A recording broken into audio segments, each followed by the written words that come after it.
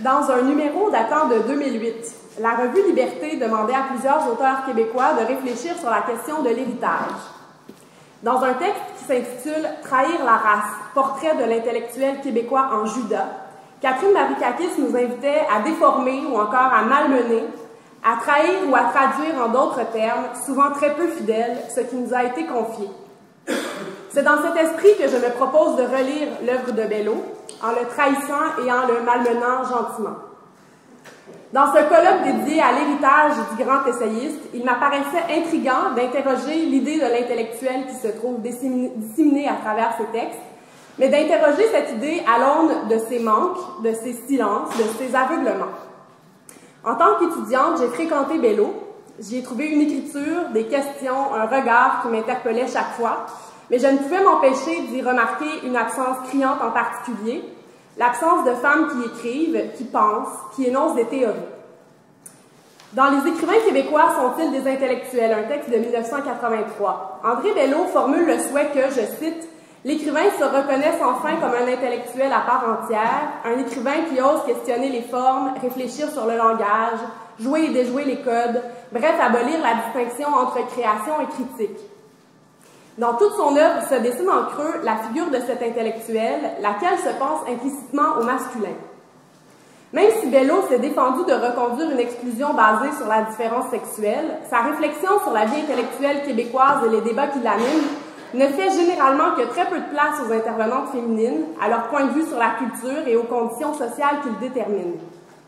Dans l'article « Liberté, la porte est ouverte », Bello explique que l'expression « les gars », souvent utilisée pour désigner l'équipe du comité de rédaction de Liberté, je cite, « cherche à indiquer non le sexe, mais un certain type de relations humaines. »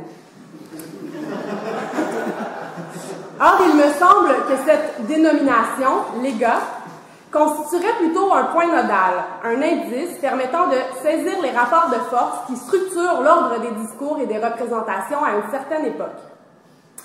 Je n'ai pas l'intention de mener ici une réflexion exhaustive sur la relative absence de femmes à Liberté, réflexion qui reste à faire toutefois, comme l'a montré Rachel Nadon en conclusion de son mémoire de maîtrise consacré à la revue, ainsi que Marie-André Bergeron dans un article publié l'hiver dernier dans les pages mêmes de Liberté. Encore aujourd'hui, cela représente parfois un fardeau pour ceux et celles qui écrivent dans la revue de se reconnaître beaucoup trop de pères et bien peu de mères. Je n'ai pas l'intention non plus de faire le procès de Bello ni de son époque. Je voudrais montrer dans un premier temps qu'on peut reconnaître dans certains de ses textes et dans certains éditoriaux collectifs de Liberté une minorisation des intellectuels qui correspond au statut incertain de celle-ci dans le discours social québécois. Mais je souhaite aussi montrer dans un second temps que la figure de l'intellectuel telle que Bello la conçoit et telle qu'il l'incarne peut contribuer à construire une pratique intellectuelle féministe. Je l'ai dit, c'est une chose frappante quand on lit Bello. Très peu d'auteurs femmes s'insèrent dans son horizon culturel et quand elles y apparaissent, Bello ne démontre que très peu d'intérêt pour leur place dans le champ littéraire ou pour la façon dont elles manient dans les textes les représentations des femmes ou du féminin qui circulent dans l'espace social. Pour quelqu'un qui cherche à repérer les cristallisations du discours social, il fait preuve d'une surdité étonnante. On ne peut pas dire qu'il a surpris ces voix-là. Je vais me limiter à deux exemples qui me semblent éclairants. D'abord, dans Code social et Code littéraire dans le roman québécois, un texte de 1983, Bello compare le statut des références littéraires dans les textes de Jean Simard et de Monique Bosco. Simard représente la façon dont le roman québécois intègre le code littéraire comme un ornement, un surplus, en disséminant un peu partout des références littéraires qui n'ont pas vraiment de lien avec la progression du récit, et Bosco est supposé représenter plutôt la façon dont le roman français, lui, intègre ce code de manière plus organique, en donnant aux références littéraires une fonction dans le récit. Bello remarque que les références sont moins nombreuses dans Un amour maladroit, le roman de Bosco, mais sont liées à des moments marquants de la vie intellectuelle du personnage. Pourtant, certains éléments qui me semblent déterminants sont ignorés par Bello. La narratrice est une Française juive qui, dans la vingtaine, qui essaie de refaire sa vie à Montréal après avoir subi le traumatisme de l'occupation pendant la Deuxième Guerre mondiale. Le personnage dit détester son corps, aurait préféré être un garçon et se retrouve à écrire pour les pages féminines d'un journal que ses collègues considèrent comme de la bouillie pour les chats. Bello ne s'intéresse pas à la négativité qui se dégage du personnage créé par Bosco. Cependant, cette négativité est cruciale pour comprendre son rapport au code littéraire. Le fait que la narratrice soit femme et juive la confine à l'exclusion. Celle-ci manie les références littéraires comme un héritage précieux auquel elle n'a peut-être pas droit. Elle affirme « Je hais ma condition de femme désertée ». En fait, c'est la littérature qui déserte le personnage. Les références littéraires disparaissent progressivement au fil du récit, lequel se termine sur l'abandon du parcours intellectuel et le rejet du monde par la narratrice.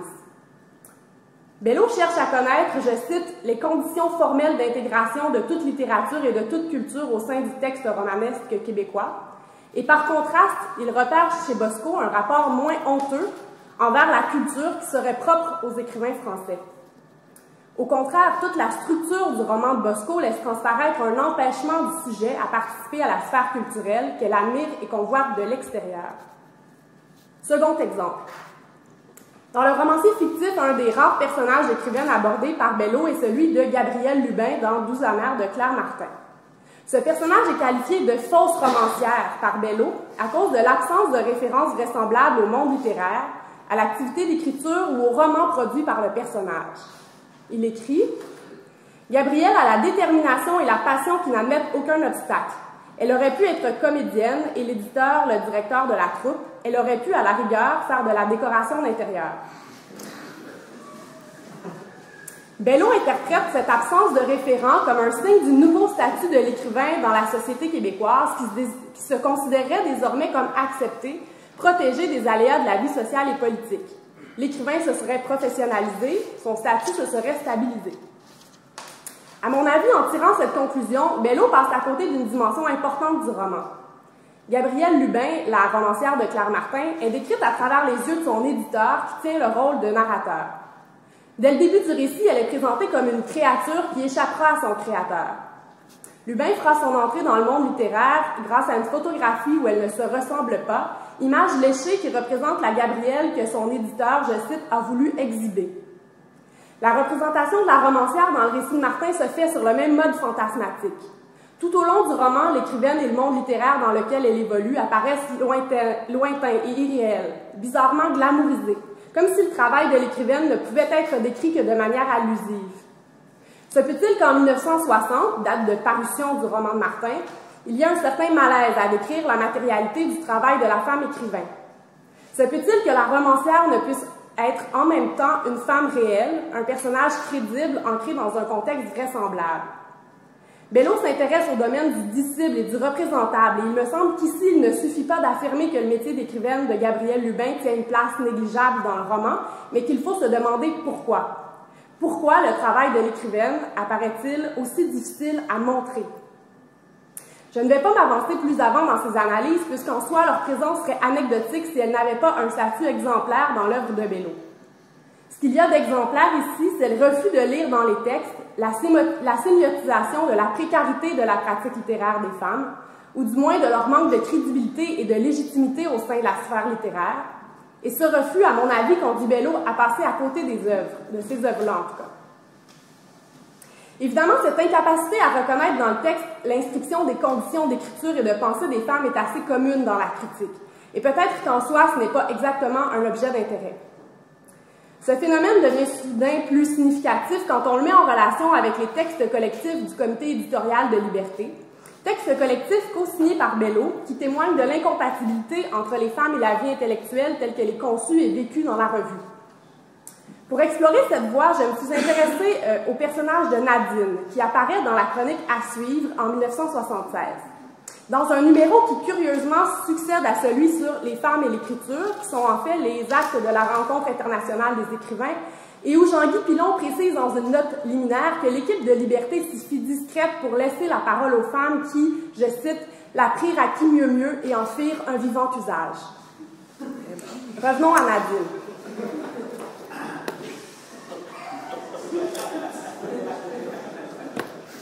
Nadine est un personnage fictif qui co-signe parfois les chroniques collectives, qui est à la fois muse, amante et tête de turc. Elle apparaît dans un court texte de Bello et qui deviendra une sorte de blague privée qui se poursuivra sur une vingtaine de numéros pendant plus de 10 ans, jusqu'après la mort de Bello. Elle apparaît donc, je disais, dans un petit poème ludique de Bello que je vais lire dans l'intégralité pour le plaisir de la chose. Nadine aimait les joncs et allait à Farnham. Qui l'eût vu, l'eût cru, loustique et ludique l'eût cru, j'aimais la chair fraîche. Vrou, brou, c'était terrible. Oh Nadine, ma petite flexion fléchie, mon doux morphème accrocheur, ma désinence tout usage. Viens voir un peu que je te décline du plus ouvert au plus fermé. Nadine, Colline, Anaïsnine, Lénine, Lachine, Colline Debine, Stépine, Bébine, Staline, Anacine, Holderline, Poutine. C'est ainsi que Nadine, habilement convoquée, s'amena toute ouverte et que sème de mon monème, pour une transgression superbe et dans une coupure infinie, je la paradigmaticulisais. On peut reconstruire le personnage de Nadine en traquant ses apparitions dispersées au fil des numéros. On apprend ainsi que Nadine enseigne à l'école maternelle, mais enseigne aussi le français et l'histoire, même si elle pleure parce qu'elle ne comprend pas les poèmes compliqués. Au moins, je cite, elle fait créer des poèmes à Bello. Elle écoute Femmes d'aujourd'hui où parfois on s'occupe d'art, elle tricote des trucs pour financer le stade olympique et répond poliment au courrier. Je cite un autre extrait de À suivre signé par François Hébert. Son prénom vient de l'espagnol nada, rien, et du suffixe in. Son nom voudrait dire rien dans, une sorte de contenant sans contenu. Ses détracteurs la surnomment la cruche. Son nom aurait d'ailleurs inspiré l'expression « y a rien là ». Parmi ses faits saillants, on trouve celui de comploter pour déposer 2 millions de noms dans les boîtes de scrutin du référendum de 1980. Nadine est le faire-valoir de liberté, comme l'écrit très honnêtement Jacques Folkribas dans le numéro Hommage à Bello en 1987. Je cite Folkribas. « Je devenais intéressante pour ces messieurs et de plus j'étais une femme. Cela manquait à liberté. Ils virent tout de suite l'immense parti qu'ils pourraient tirer de moi.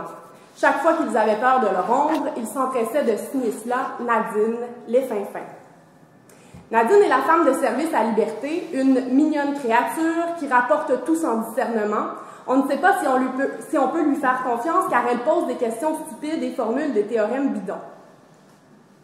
Évidemment, on pourrait se contenter de voir dans Nadine une blague de mon oncle qui s'étire un peu trop longtemps. Première interprétation. Mais ce qui m'intéresse, c'est comment le personnage en vient à figurer l'impossibilité de la vie intellectuelle au féminin. Nadine est celle qui ne sait pas penser, ou pire, celle qui pense mal. Elle se retrouve du côté des tricoteuses et des fédéralistes. Bref, c'est une sorte de Yvette qui se serait perdue à liberté. Nadine est celle qu'on fourre dans tous les sens du terme. Elle n'arrive pas à prendre ses distances avec les discours dominants. Elle se fait avoir par les beaux parleurs au pouvoir. Elle constitue un fourre-tout qui accueille toutes les mauvaises idées, les mauvaises œuvres. On pourrait évidemment soutenir que les gars de liberté ne se prenaient pas au sérieux. Tout le monde est en mesure d'apprécier un peu de cabotinage. Mais essayons de voir ce que ça donne si on décide de prendre Nadine au sérieux. C'est Bello lui-même qui nous le suggère. Je le cite, « Les énoncés et même les mots qui nous parviennent ne sont pas inertes, neutres, sans attache. Au contraire, ces énoncés sont déjà des fragments de discours existants. » Les gars de liberté nous disent qu'avec Nadine, il n'y a rien là. Mais si au contraire, il y avait quelque chose là? Cette construction discursive entretiendrait-elle un quelconque rapport avec la façon dont on pense la place des femmes au sein de la revue et du champ de la culture en général? Cette Nadine peut-elle éclairer l'organisation du travail à liberté et la conception de l'intellectuel qui s'y développe à l'époque?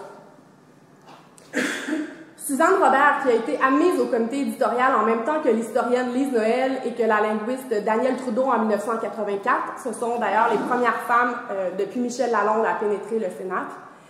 Suzanne Robert va donc écrire en 1999 sur son expérience à la revue. Selon elle, la vie intellectuelle telle qu'elle se pratique au sein du comité de rédaction en vient à décourager complètement les femmes qui s'y trouvent au point de les condamner au silence et à l'immobilité. Je la cite.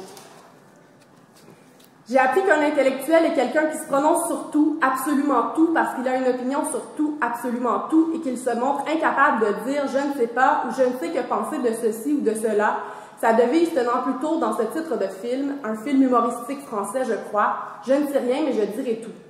Chose certaine, l'esprit du doute ne hantait pas Liberté. Peu à peu, mes consoeurs abandonnèrent la course, l'une au bout de quelques mois, l'autre après presque 3 ans. Commença alors ce qui fut pour moi une sorte de longue période de noirceur totale où je glissais dans une léthargie et une indifférence suprême, sans pouvoir ni rester, ni partir, ni bouger, ni demeurer vraiment immobile. Il faut que Liberté survive à la disparition de ces héros qui n'ont jamais été mes maîtres, qui n'ont jamais marqué mon existence et qui ne m'ont jamais atteinte que par l'émoi que me causait leur faiblesse. Ce qui m'intéresse ici, ce n'est pas l'aspect affectif de l'expérience. Ce que Robert raconte ne se limite pas à une incompatibilité sur le plan des personnalités. Il s'agit d'une incompatibilité sur le plan du langage et de la pensée. Les femmes ne sont pas exclues officiellement de la revue. Au contraire, la porte est ouverte, comme dit Bello. On s'efforce de les y intégrer, mais elles ne peuvent correspondre à une certaine pratique du discours, ou en fait, elles refusent une certaine pratique du discours. Ce qui est finalement bien pire, bien plus tragique, puisque c'est la définition même de l'intellectuel qui y est véhiculée qui accomplirait le sale travail d'exclusion, à l'insu même de ceux-là qui l'incarnent.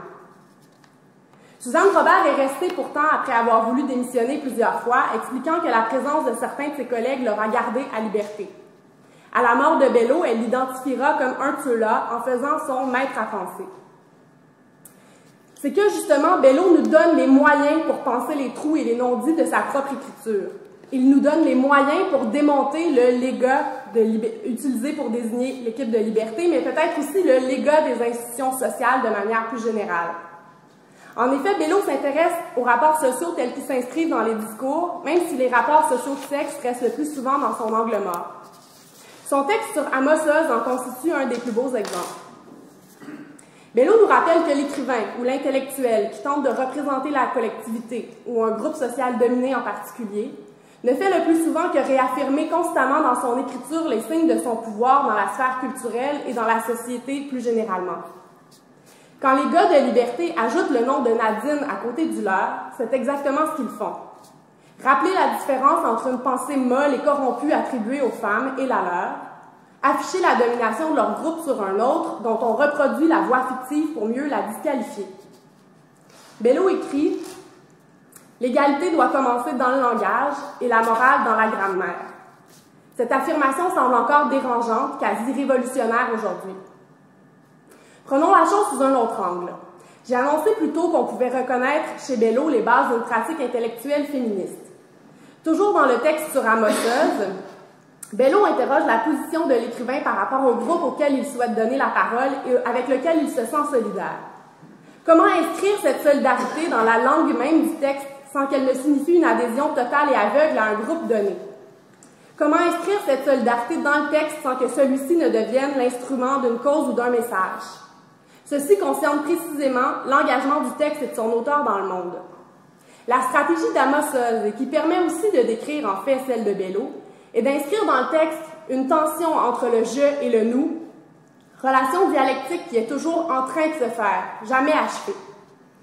Bello parle d'une ironie de participation ou d'une distance solidaire, manière de dire que le « je » de la narration s'inclut dans le « nous » tout en s'en extrayant ici et là pour briser sa singularité. En fait, il y aurait dans le texte un « nous » qui serait toujours au bord de se briser et de laisser entendre tous les « je » qui animent la narration.